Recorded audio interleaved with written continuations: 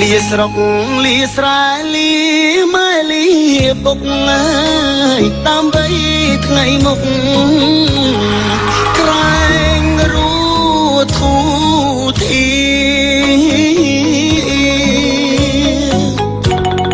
ទៅធ្វើបុលកទាំងចិត្តរងាពលពីងថាលៀទាំងទ្រូងស្ទើបា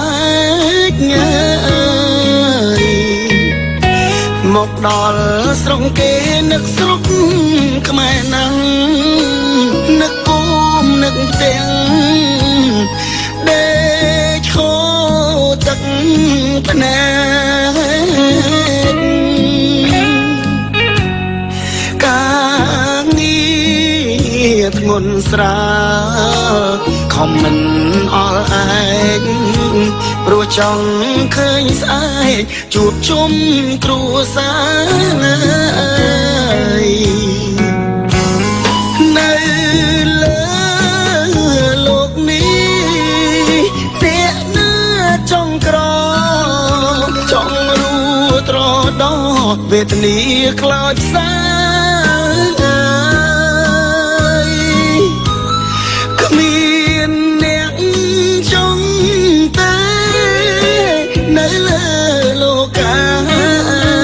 គ្រប់រូបប្រាថ្នា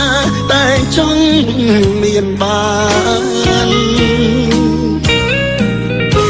ជីវិតអ្នកក្រធ្វើពលកគេអ្នកមានតែងតែរួននៅសុខសាន្តចង់កិច្ចក្រណាស់ចង់ស្គាល់មានបានវាសនាជួយច្រើនបំណ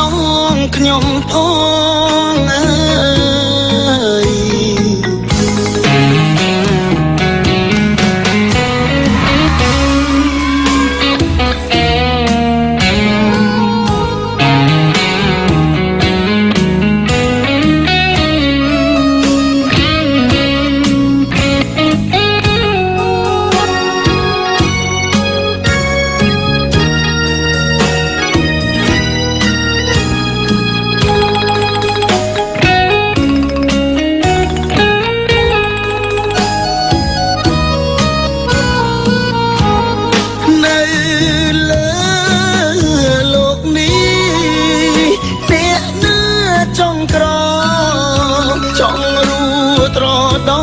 វេទនាខ្លោចផ្សាគ្មានអ្នក